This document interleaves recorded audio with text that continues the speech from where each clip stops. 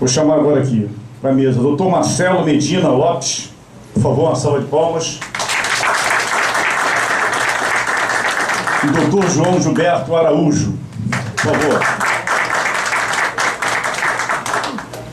Advogado da FAPERJ. Certo? Tudo bem? Obrigado. Bem, gente, então para ilustrar aqui a nossa palestra, nós vamos começar aqui pelo Dr. João Gilberto Araújo, ok? O microfone já está ligado, né? Então fica à vontade. Pode ser lá? Então pode. Boa tarde a todos. A pauta que me passaram aqui era mais ou menos falar sobre a Previdência e as diferenças que estão sendo pleiteadas aí na Justiça para a Previdência. Eu não sei se mudou algum plano aqui depois que a gente... Tá, olha só, tem alguns aqui que eu conheço que já estiveram lá na FAPERJ, meu colega ali.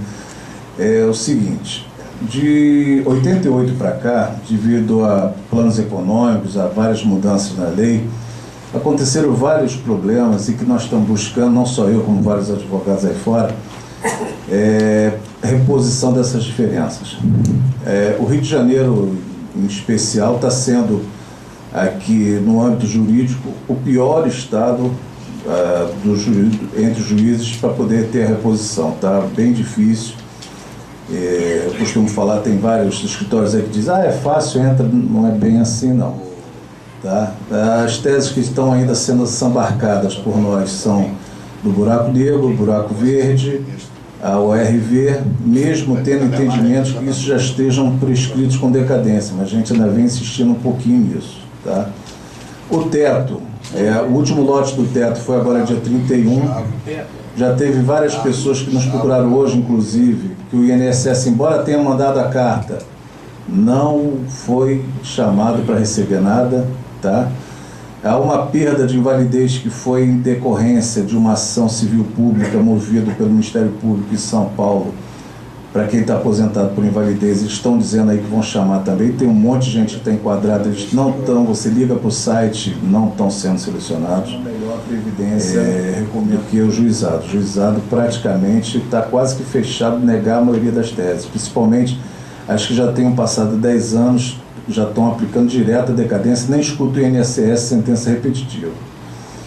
Então, estou passando isso para vocês, não sei se a maioria aqui está a par dessas diferenças, as coisas que estão acontecendo, e eu gostaria de dizer o seguinte, ele está desestimulando. Não é isso que eu estou falando. Eu acho o seguinte, eu acho que a melhor forma de vocês tentarem ver, não só para vocês, como para outras pessoas, as diferenças que tem, é justamente buscando o judiciário, buscando as entidades de classe, como os sindicatos, as associações, é ser forte. Porque uma andorinha só, como se faz no ditado, não faz verão. Não adianta ficar batendo e ir lá no juizado fazer direto, que não vai conseguir. Façam cartas, manifestem, mandem para o Congresso. As coisas vão andando meio a passo lento, mas vão andando. Porque se não tiver essa movimentação das associações, ninguém vai vir em busca do direito de vocês. Tá? A melhor coisa que vocês estão fazendo é hoje vindo aqui, um debatendo com o outro, olha, eu consegui e tal, o que conseguiu, o que não conseguiu.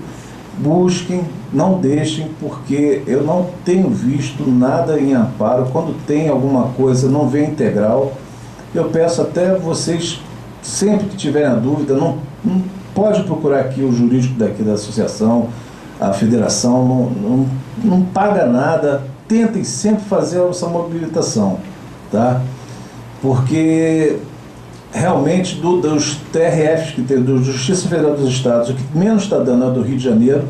Quando denegam, a gente recorre, leva até Brasília, estamos levando várias ações para cima, porque realmente aqui no Rio de Janeiro não desestimula não, pelo amor de Deus. Porque cada um que desiste é um grupo a menos para bater. Então eu peço a vocês sempre que procurem um advogado de confiança, procurem a associação, procurem seu sindicato, se informem. As diferenças são essas, tem várias teorias, mesmo algumas teorias que realmente já não conseguem mais, que é aquela, por exemplo, da reposição da inflação, aquela ali já tem uma súmula no STJ que não é cabível, mas tentem, porque qualquer movimento, qualquer dúvida de vocês, qualquer ação nesse sentido, só vai fortalecer o movimento dos aposentados, tá bom? Mais alguma dúvida, alguma coisa que eu possa ajudar vocês? Fala.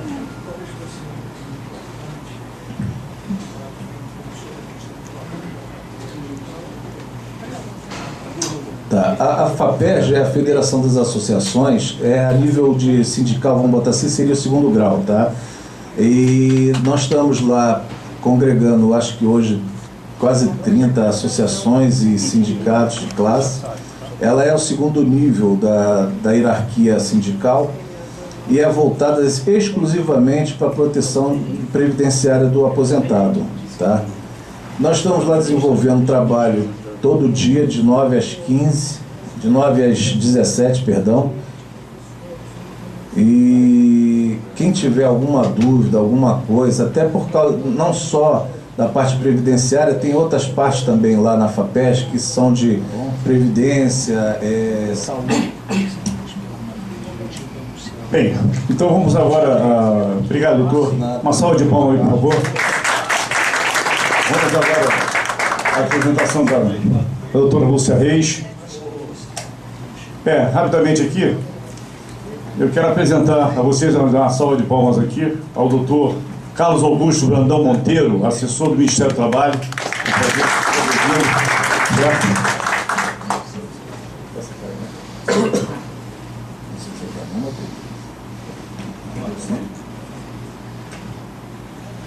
Mas depois que são as perguntas. As perguntas são depois, tá bom? Pode vir para a mesa, por favor, doutor.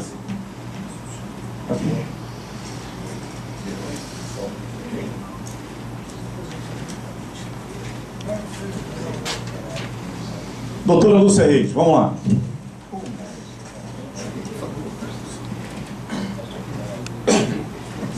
Bom, para começar, vou me apresentar. Eu não sou doutora, eu sou funcionária pública federal dos técnicos administrativos da Universidade UFRJ, né? E a experiência que eu vou trazer aqui é um pouco de leituras, coisas que eu andei apurando, mas da minha militância sindical. Eu fui diretora do sindicato lá da universidade, do Centro-FERJ, que é um sindicato específico de quem é técnico administrativo, os professores têm um outro sindicato. Fui diretora da CUT estadual aqui do Rio de Janeiro, por um mandato. Fui diretora da CUT nacional por 4 mandatos. E quando fui diretora da CUT nacional, eu tive a oportunidade de fazer a representação da Central no Conselho Nacional de Previdência. Então eu passei 4 anos tendo a oportunidade de acompanhar um debate nacional sobre as mais diferentes questões que a CUT já fazia no acompanhamento que dá, seja para setor público ou privado, em diferentes assuntos, mas da Previdência tem uma atenção também. E eu vou tentar aqui dar um quadro, que foi o que me foi pedido, e que eu recentemente fiz uma atividade e fiz um histórico, que é bom a gente recuperar um pouco da história da Previdência Social no nosso país e ver até onde nós já andamos com as mudanças que vêm sendo consolidadas, porque uma coisa é isso que foi abordado agora pelo advogado da Federação, que é dar tratamento a reivindicações, correr para a justiça para aquilo que não se consegue consolidar na lei. Agora, é importante, se é para a gente ter capacidade de mobilização, de aprovar proposta, ter projeto para a Previdência, para a vida dos trabalhadores, sejam eles ativos ou aposentados no nosso país, a gente tem que estar se apropriando dessas informações, pensar um pouco do que vem sendo a evolução desse processo no Brasil e o que pode vir, para a gente ter proposta, para a gente poder intervir não só reclamando ou reagindo, mas tentando fazer algo que a CUT em particular já foi criada com esse objetivo. É de a gente ter uma representação nacional e a gente disputar projeto político. E a questão que não é da Previdência Social, é da Seguridade Social, ela vai além da Previdência, ela pega a saúde, a assistência social e a previdência, né? Que aqui na minha abordagem eu vou falar um pouquinho de como é que a gente chegou até aí, como é que esvaziaram o assunto de Seguridade Social para dar sustentação a essa lógica que vem ao longo do tempo reduzindo as aposentadorias. Quando se procura aposentadoria são salários rebaixados, é uma tunga, congelamento no valor, seja das aposentadorias ou pensões, enfim, um inferno naquilo que acaba sendo a vida do trabalhador nas mais diferentes assuntos e o da aposentadoria e pensão em particular. Mas então, dando início àquilo que me foi sugerido, e que até eu tinha apresentado da outra vez e que foi bem recebido, né? A Previdência Social no nosso país, ela surge no início do século passado, de maneira organizada, foi em 1923. Até então, isso não tinha qualquer forma de organização. E em 23, havia caixas de ajuda mútua, não havia nenhum sistema organizado, né? O desdobramento disso na década de 30 foi a criação de uns institutos de aposentadoria, também setorizados. Só em 66 é que se criou a Previdência, e então se juntou, falando aqui de uma maneira bem resumida e simples, pegou-se esses institutos que havia de aposentadoria e pensão, que a gente conhece aí uma série de conjuntos habitacionais, tem o do comércio, tem disso, daquilo. Esses institutos eles foram todos reunidos e se fundou o Instituto Nacional de Previdência Social. E a Previdência passou a ser algo a ser tratado para o conjunto e não para categorias, para aqueles que podiam se organizar, para aqueles que de alguma forma davam tratamento a esse assunto, que era o fim da sua atividade profissional, poder ser remunerada, você ter o retorno daquilo que você construiu ao longo do seu processo de trabalho.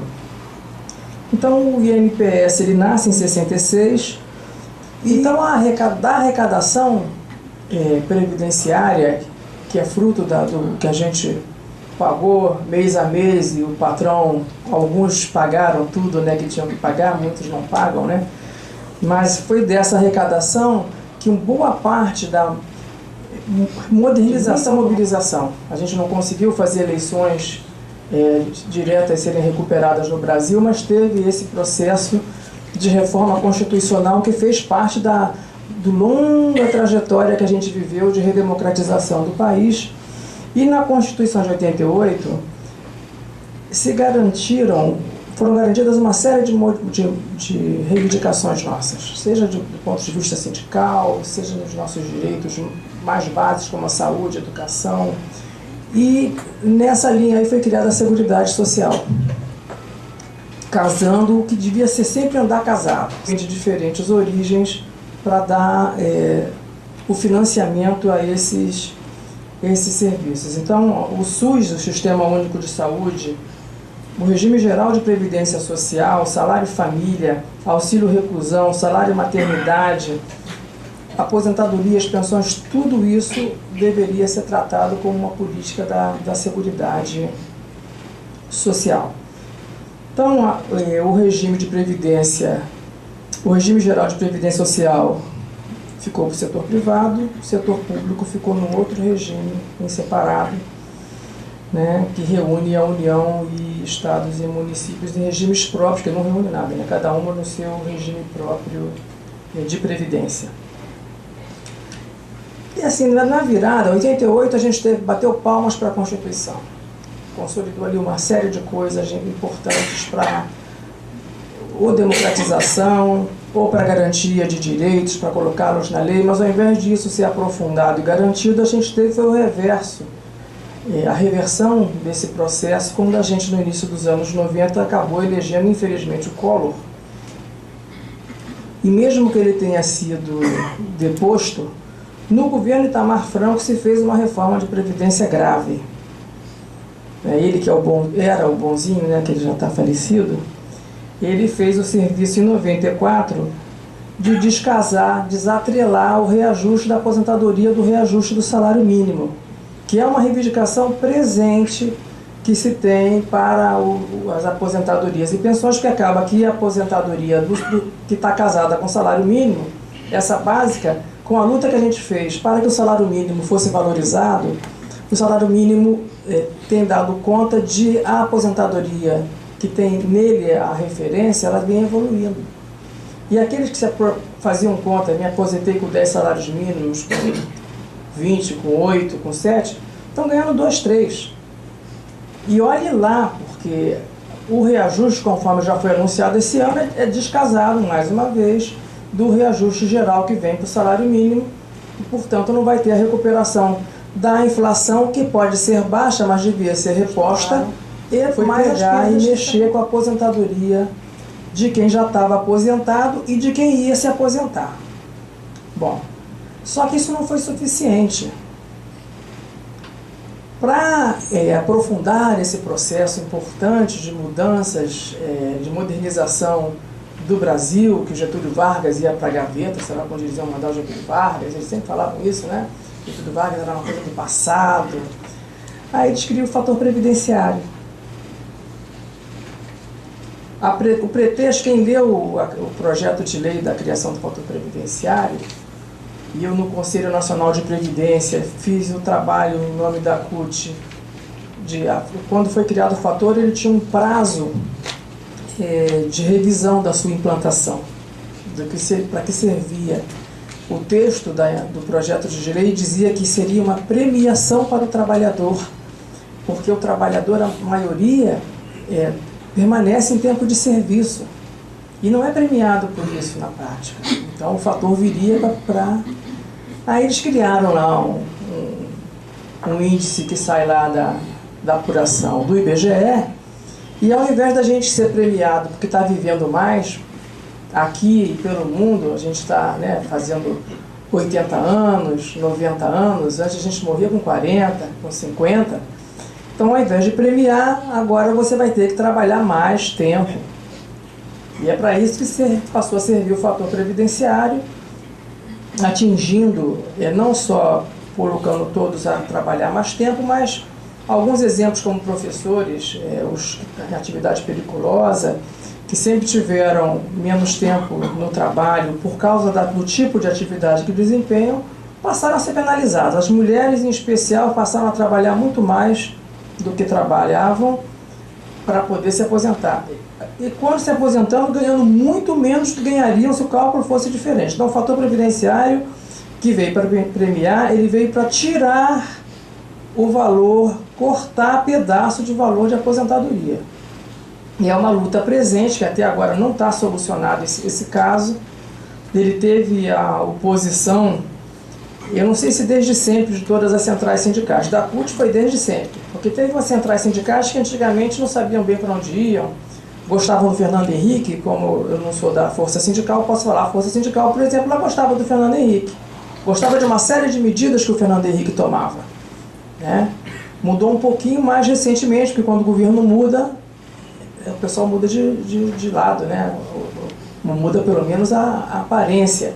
E muitas das centrais sindicais, eu posso citar outra bastante conservadora, que é a Nova Central Sindical, passaram, talvez graças à nossa atuação, porque foram os metalúrgicos lá no ABC, para dar um exemplo de categoria profissional, que começaram a bater nessa tecla, né? E por aí, pelo país afora, esse assunto foi levado, e particularmente lá no Conselho eu tenho orgulho de ter sido a pessoa que falou em nome da CUT para pedir a avaliação da implantação. A conclusão, obviamente, era que ela foi prejudicial. Aí nós inventamos lá o Instituto, que em nome do Conselho fez a avaliação, apresentou uma proposta daquelas bem mais simples, para ver se passava do Conselho algo para sair para o governo avaliar. Se cumprir o tempo de serviço e o tempo de contribuição, o fator previdenciário é 1.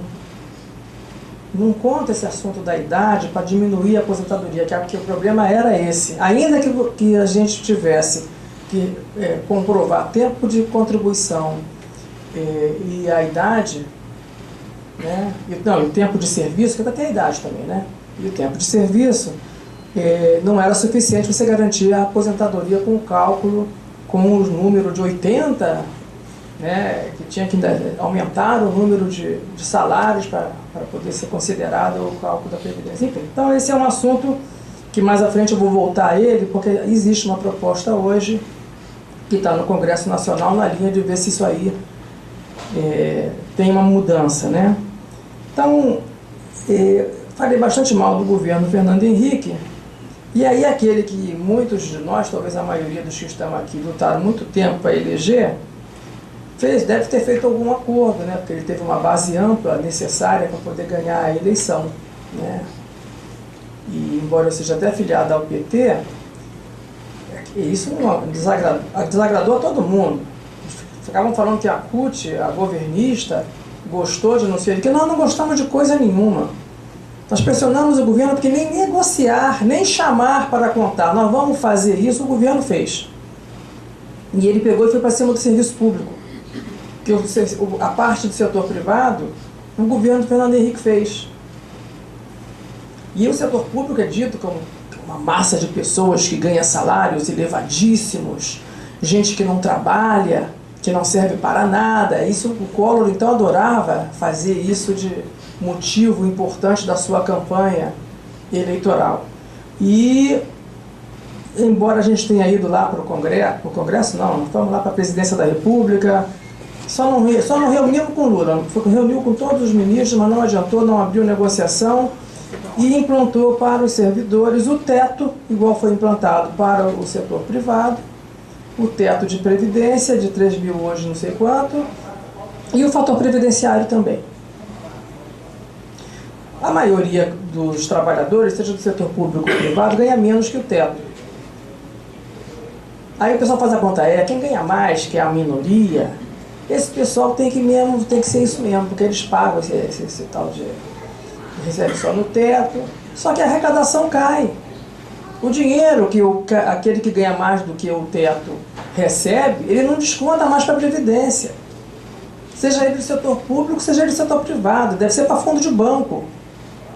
É a lógica, né? É uma lógica privatista. Então, apesar da tentativa de reação, foi feita essa reforma, e uma reforma que só foi concluída agora, porque isso tudo tem que passar pelo Congresso. Então, o estabelecimento do teto para o regime geral,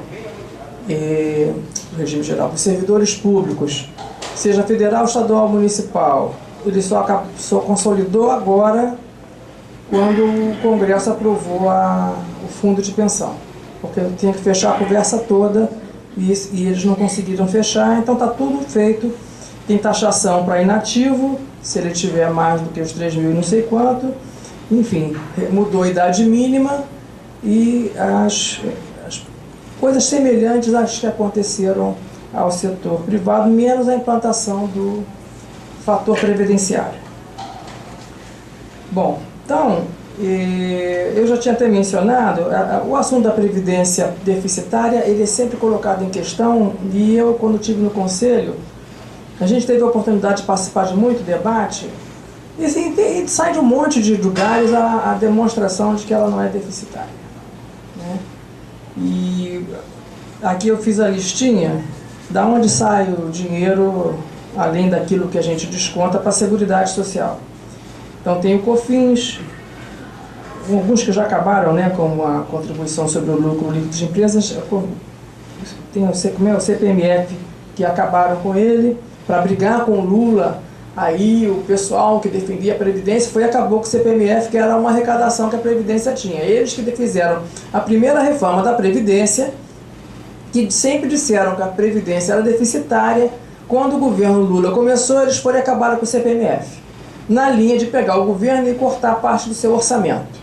Isso a gente fica assistindo na televisão, né? A televisão a gente pode bater na Rede Globo, falar mal de jornais, mas a gente tem a oportunidade de assistir, ter um palco, e só não presta atenção. Muitos não prestam porque acham que política é um saco, porque nenhum político não presta, mas aí a gente não presta atenção e não interfere, né? O fato é que nessa lista estão CPMF, Mega Sena, Lotomania, Aquina, Super Sena, todos esses jogos servem para arrecadação da Seguridade Social. Parte enorme desse dinheiro que a gente paga ali para fazer o jogo não vai para os ganhadores, vai para a arrecadação, por exemplo, da Seguridade Social, né? E DPVAT, esse pequenininho de quem, né, tem o carro, enfim, diferentes prêmios, há uma série de fontes de arrecadação e a gente está sempre batendo na tecla e já ouvimos, inclusive, quando o Marinho, que foi presidente da CUT, foi ministro da Previdência, que teve uma tentativa de fazer uma nova reforma,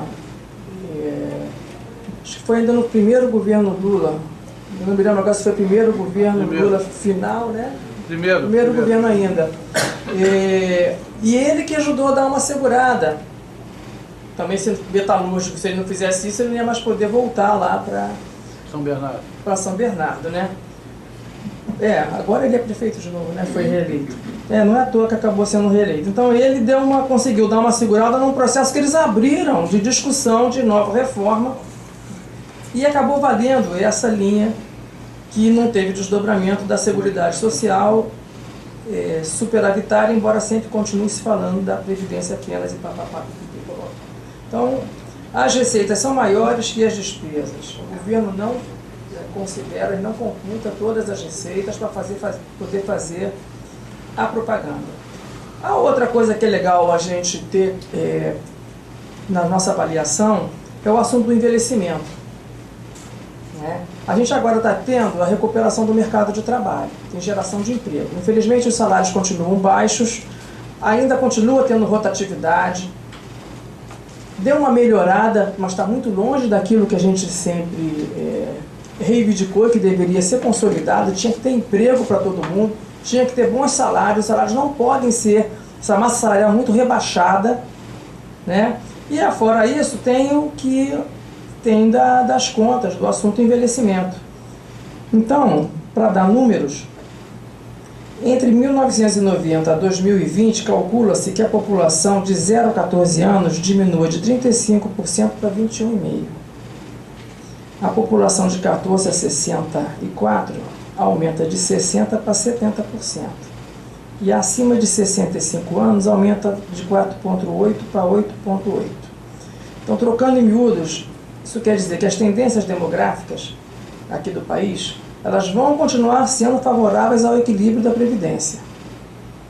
As contas que se faz é que só na terceira década desse século, né, então, eles usam que exemplo. Em 2010, por exemplo, teremos 123 milhões, já passamos por isso, né, de pessoas em idade para trabalhar. 86% a mais que 90%, não é menos. Então, todas as contas de quem apura envelhecimento, mercado de trabalho, esses cruzamentos de dados que aqui estão até ultrapassados, que esse aqui está pegando 2010 ainda como exemplo, se bem que a gente está entrando em 2013, isso é sempre um pouco para trás, né?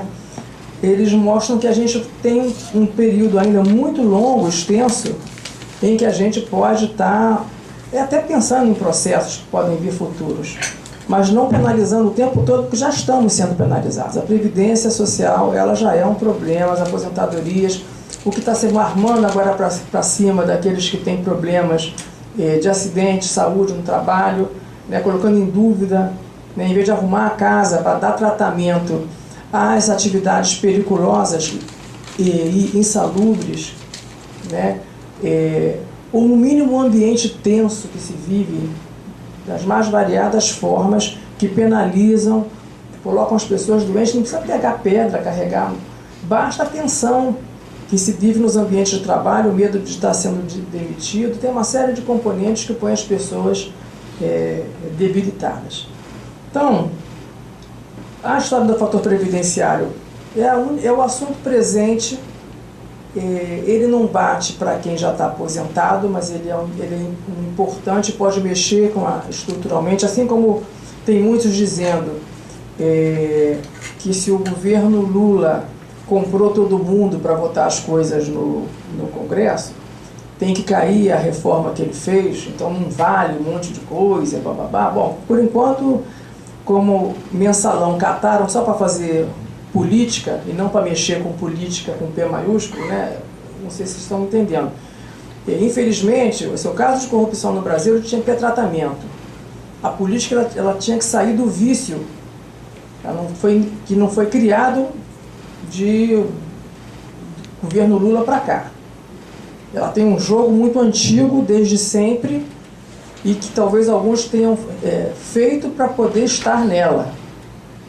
Ou se acaba com tudo isso, né, se mexe estruturalmente nesses processos, ou tem que parar de falar, fazer muita conversa. Né, porque na hora do vamos ver não se mexe com as coisas que foram aprovadas nesse período. Se é para colocar em questão o Congresso, as composições de governo, tem duas reformas previdenciárias que tinham que cair. Né? Pelo menos duas. Que se pegar os escândalos que do governo Fernando Henrique não saem da gaveta, não tinha reforma da Previdência nenhuma.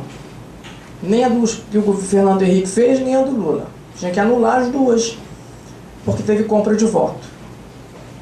Doação de cargo, nomeação para ministério, divisão de não sei quantas, que é o jogo, porque quem manda no Congresso Nacional é um bando de conservadores que nem alinhamento político partidário efetivamente tem. Né? É um jogo daquele fulano baixinho, que ele foi o exemplar, né, como líder da casa. Quem era quem sem querer, como é? Severino. Eu não quero falar do senhor Severino, mas assim, ele simboliza aqueles que estão ali para levar uma grana, para arrumar alguma coisa. É uma massa, não estão ali para fazer política de verdade, com programa, com plataforma, com algum objetivo. Né? Então, o assunto do fator previdenciário, seria importante ele cair, e existe já um projeto de lei para modificá-lo. A gente não conseguiu derrubar, não adiantou lá no Conselho fazer conta, mostrar que isso aí é um absurdo, nada disso adiantou. Né? Então, o que a gente teve de concreto é um projeto de lei que muda o cálculo.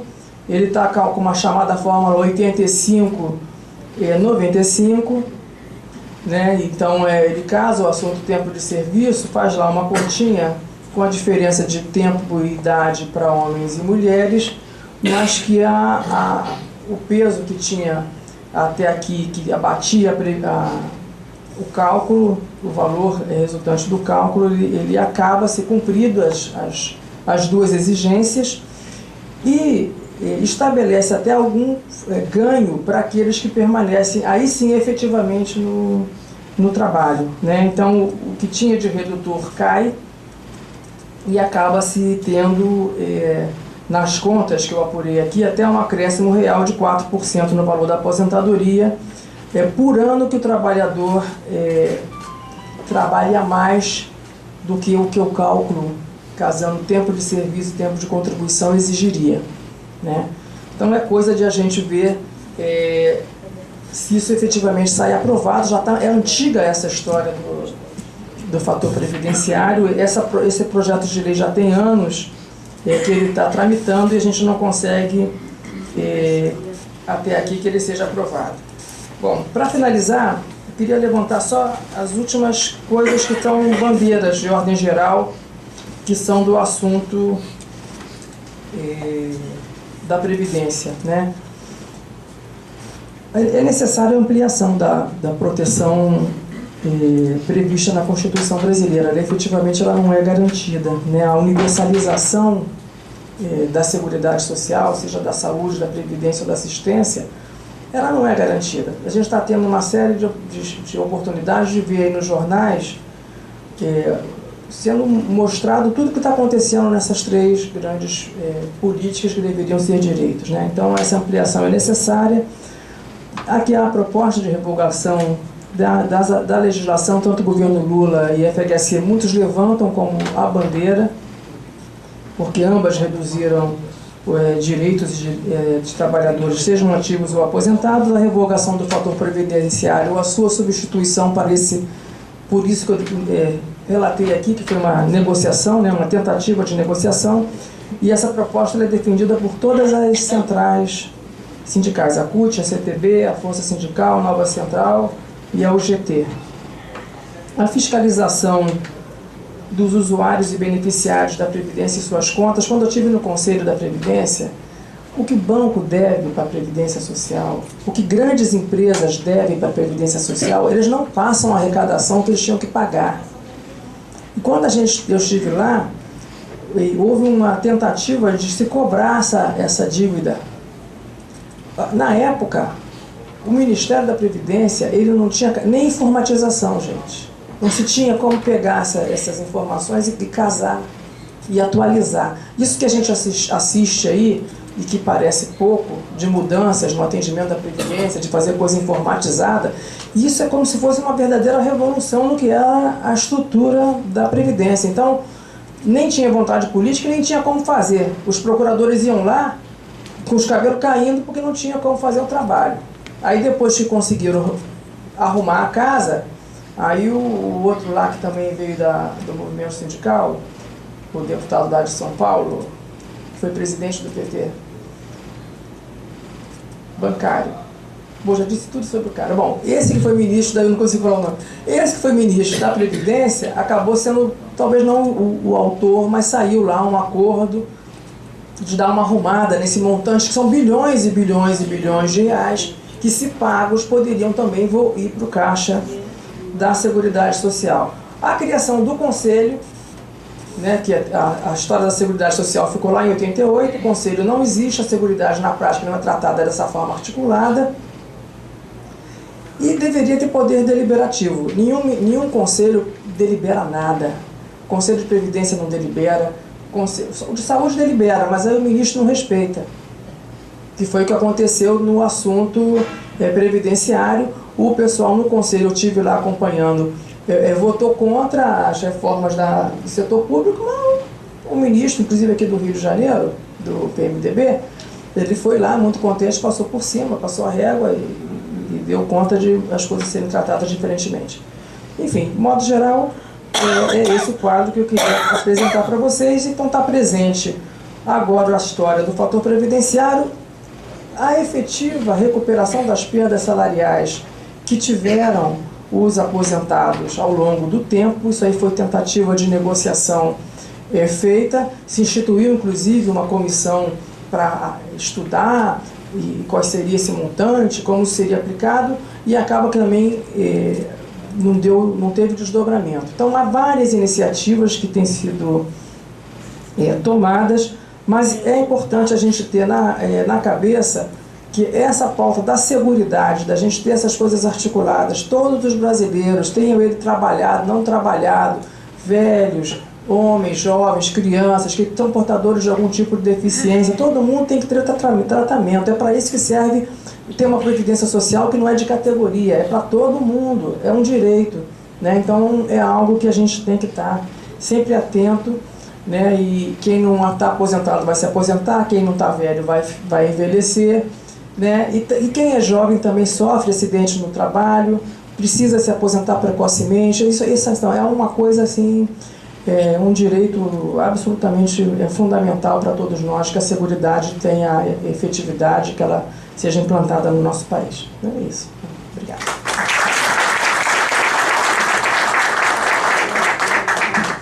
Obrigado, Lúcia Reis, ao doutor João Gilberto, ao doutor Marcelo. Muito esclarecedor. Estava aqui com o companheiro Nelson trocando aqui umas outras informações. Quero pedir desculpa aos companheiros aí pelo pequeno atraso. Dizer que é uma satisfação para mim estar aqui representando a instituição Ministério do Trabalho e Emprego, mas especialmente representando o ministro do Trabalho e Emprego, Brizola Neto. E também havíamos combinado, eu com o vereador Leonel Brizola e com o deputado Paulo Ramos, né, que estaríamos aqui todos juntos presentes. E queria aqui, nesse momento de fazer essa apresentação, citar esses companheiros que têm sido valorosos aliados da causa de vocês, né? E reiterar que vocês podem contar conosco. O deputado Paulo Ramos não pôde vir porque ele está fazendo um check-up de saúde, né? Mas está firme e forte aí e manda o seu abraço. O vereador Leonel Brizola teve um imprevisto de última hora e também pediu aqui que transmitisse a vocês a sua mensagem de que está à disposição para a gente estar travando essa luta juntos. Então acabou sobrando para mim a responsabilidade de representar os três, o ministro Brizola Neto, o deputado Paulo Ramos e o vereador Leonel Brizola. Olha só quanta responsabilidade. Na verdade, então, eu gostaria de primeiro me apresentar. Meu nome é Gustavo Brandão Monteiro, eu sou advogado, eu sou assessor no Ministério do Trabalho e Emprego, assessor do ministro. Atualmente componho também o Conselho Nacional de Relações de Trabalho, né?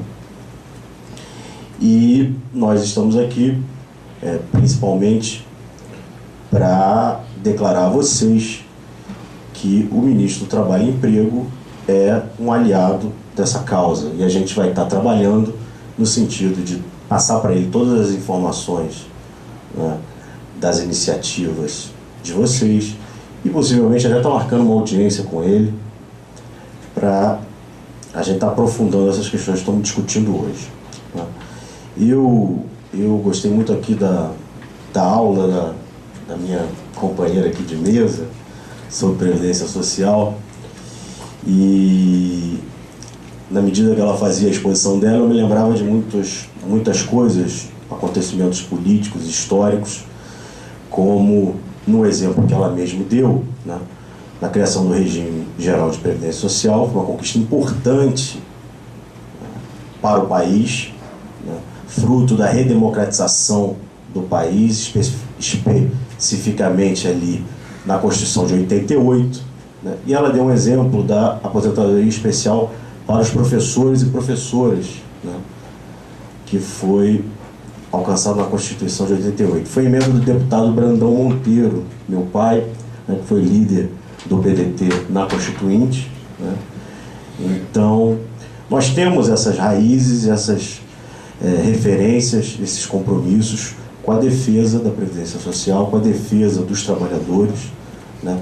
A nossa linha política é a linha, evidentemente, do trabalhismo, né, que começa com Getúlio Vargas, né, e que, em alguns governos, numa onda que tomou conta do mundo neoliberal, né, encontraram tentáculos para prejudicarem os trabalhadores no Brasil através dos governos, principalmente Collor e Fernando Henrique, e isso foi muito bem dito aqui, né? Quero dizer aos companheiros que a nossa posição enquanto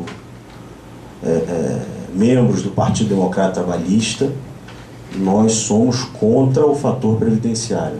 Nós trabalhamos, né, a grande maioria dos deputados e senadores do PDT tem a afirmação desse compromisso, que pode ser observado na sua atuação parlamentar, né, e como integrantes do governo Dilma, nós defendemos, ainda quando da campanha eleitoral, que o PDT decidiu em apoiar a presidente Dilma, nós ali, no ato da Convenção Nacional, né, deixamos claro que uma das bandeiras do PDT era pela superação, pela extinção do fator previdenciário. Isso é uma questão que há muito tempo está sendo adiada, né, e que a gente entende que o governo precisa ter a coragem, né, de enfrentar essa questão finalmente, né? E no governo de coalizão tem vários partidos. O que eu posso dizer é que, em relação ao PDT, que tem a linha política, ideológica e as raízes desse partido construídas principalmente pelo líder maior Leonel Brizola, nossa posição é contra o fator previdenciário, no sentido de pressionar os outros partidos a também terem a coragem de enfrentar essa questão, né? Então, eu venho hoje aqui mais para ouvir do que para falar. Venho hoje aqui mais para demonstrar aos companheiros, né, que nós estamos à disposição do Ministério do Trabalho. A nossa missão primeira é defender os trabalhadores brasileiros, os direitos sociais, né? E a nossa forma de fazer isso é ter um contato próximo dos sindicatos, das associações, né, dos trabalhadores. Então, o gabinete do Ministério do Trabalho e Emprego está à disposição do movimento sindical, aqui no Rio de Janeiro e, evidentemente, lá em Brasília. Eu ouvi aqui também que os conselhos, aí, como eu faço parte do Conselho Nacional de Relações de Trabalho, os conselhos não costumam deliberar muito e tal. Mas é o seguinte, o Conselho Nacional de Relações do Trabalho tem a grande responsabilidade, a meta principal, de estar fazendo uma nova portaria que vai regular aí a concessão do registro sindical e as regras gerais para o sindicalismo, superando a portaria 186, né? Lá estamos discutindo democraticamente, trabalhando bastante para que em breve a gente possa estar editando essa portaria através do ministro Brizola Neto, né? Atendendo, né, uma reivindicação, uma demanda do próprio movimento sindical, pela superação da portaria 186. Então é um compromisso do ministro Brizola Neto, é um compromisso dos conselheiros, é o maior desafio que no Conselho Nacional de Relações de Trabalho nós temos nesse momento, né? E, então, companheiros, agradecer muito a presença de vocês, deixar aqui uma palavra, né, de apoio em nome do deputado Paulo Ramos, que foi um deputado constituinte, né, dos mais combativos, defendendo os direitos dos trabalhadores, um deputado constituinte que, junto com Brandão Monteiro e outros, né, defenderam sempre a Previdência Social. Deixar aqui também essa mensagem de apoio do vereador Leonel Brizola Neto e, evidentemente, aqui a mensagem de apoio, e a gente se coloca à disposição e falo nesse momento em nome do ministro Brizola Neto. Queria agradecer muito a vocês e numa próxima oportunidade, quem sabe nós não consigamos aí reunir, e eu me comprometo a voltar, mas me comprometo também a tentar reunir todas essas figuras, né, o ministro Brizola Neto, o deputado Paulo Ramos, o vereador Leonel Brizola Neto e outros companheiros que possam estar nos ajudando nessa causa. Muito obrigado. Eu queria agradecer a mesa, né, as exposições. Se for pedir um pouquinho, uma mensagem do Dr. Mário Dias, que está aqui presente desde manhã. Por favor, chega aqui, Marcos.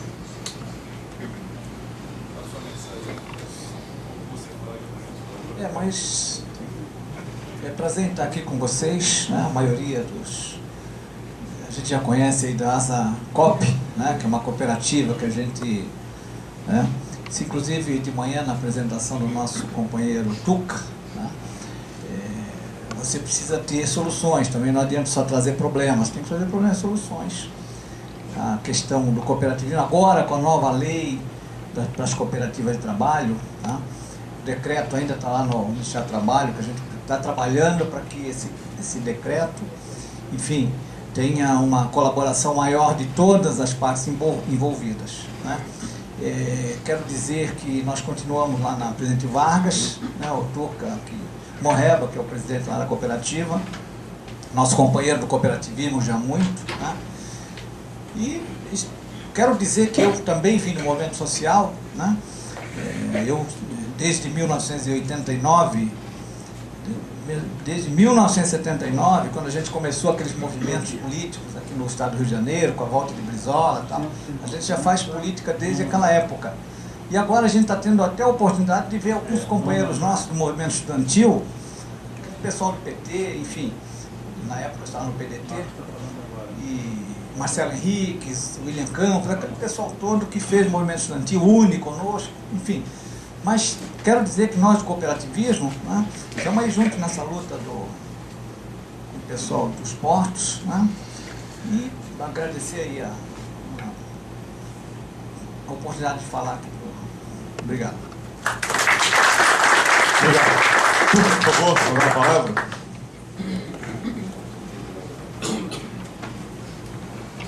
Bom, companheiros, eu, em nome aí da Asa Portos, o nosso presidente, ele precisou se ausentar.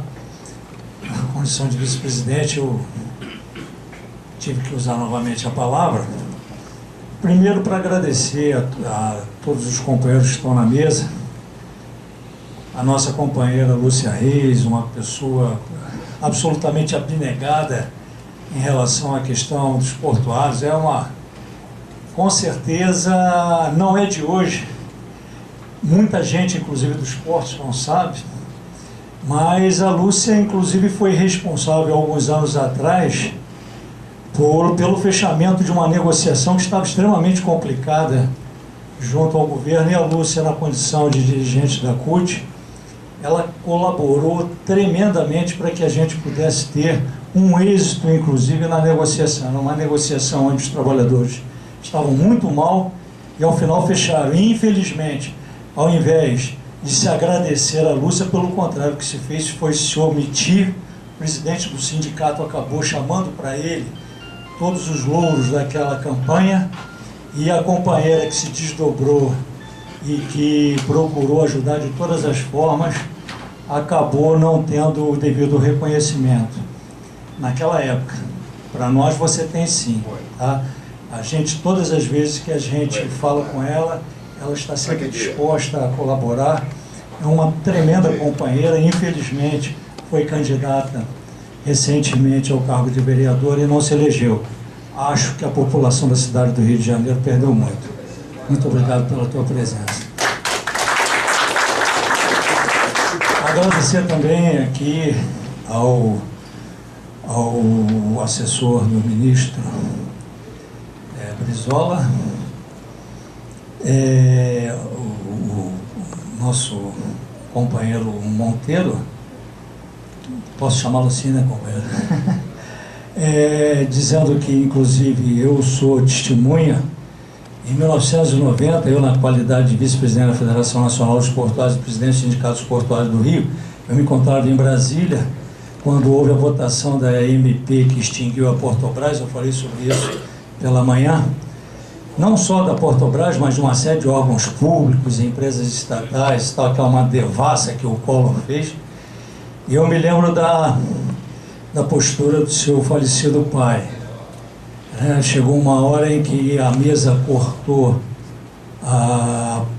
os microfones e etc. E eu me lembro de ouvir a voz do seu pai, sem microfone, sem nada, berrando no Congresso Nacional, que aquilo era um absurdo e etc. Realmente é uma perda para todos os brasileiros a morte do seu pai, mas fica a lembrança de um lutador pelas causas populares, né? Um homem realmente comprometido com toda a luta do povo brasileiro. Aí vejo que filho de peixe, peixinho né? O nosso companheiro está aqui presente, e eu lhe digo que, infelizmente, nós temos algumas questões e a gente gostaria de depois, num desdobramento disso daqui, temos a oportunidade de conversar com vocês sobre outras questões. E aos dois advogados, nossos companheiros da FAPERJ, queria dizer que há hoje uma aproximação com a FAPERJ que deriva de uma necessidade imensa da nossa categoria de portuários, nós estarmos integrados numa luta que a FAPERJ desenvolve junto com a COBAP nacionalmente, né, todas as outras entidades de trabalhadores e as centrais que lutam para que devolver um pouco a questão da dignidade dos trabalhadores. E é só um dado, Lúcia.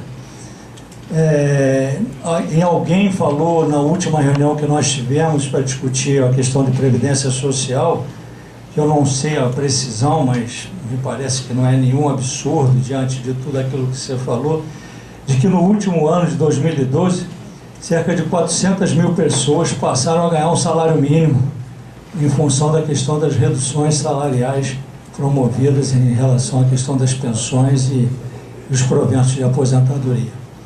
400 mil pessoas, isso realmente é um dado assim fantástico. E a luta da FAPERJ, a luta da nossa presidente, né, Dona Ieda, e o pessoal da COBAP, nós estamos procurando nos aproximar, porque entendemos que é um caminho importante para que a gente possa, infelizmente, né? Quando a gente atinge a aposentadoria, a gente pensa que vai descansar, vai pegar um naviozinho, fazer um cruzeiro e tal, que nada. O que espera a gente é um ônibus aí para vir pro sol e tal, brigar, lutar no meio da rua, fazer passeata, como foi ali o caso do Calheiros e do Bira, foram para Brasília, enfrentar aí 17 horas de ônibus para ir, para voltar. Enfim, a nossa luta ela não acaba. Então, agradecer a presença de vocês, dizer que a gente vai estar junto, somando forças aí nessa conquista. E quero também agradecer a presença de cada um desses companheiros. Infelizmente, vários tiveram problemas e não puderam continuar, já tiveram aqui na parte da manhã, não puderam continuar. De qualquer modo, os companheiros que continuam aqui presentes. Sim, meu Deus do céu, ia sendo assim, eu vi o nosso companheiro Walter ali, meu Deus, como é que eu vou deixar de agradecer aqui a sessão do espaço, né, feito pela Asastel, né, o nosso companheiro Walter é representante do presidente José Francisco, nos cedeu o espaço, foi absolutamente generoso conosco, né, em todas essas semanas em que a gente vinha preparando esse evento. Nosso muito obrigado a vocês, tá? Agradecer também ao Luiz, aí, o nosso companheiro do som, enfim, a todas as pessoas que de alguma forma ajudaram, e a toda a diretoria das Aportes e aos nossos companheiros portuários. Dizer que vocês estão aposentados, mas se pensaram que iam ficar de bobeira, estão muito enganados. Tem muito trabalho pela frente. Valeu, pessoal. Um abraço.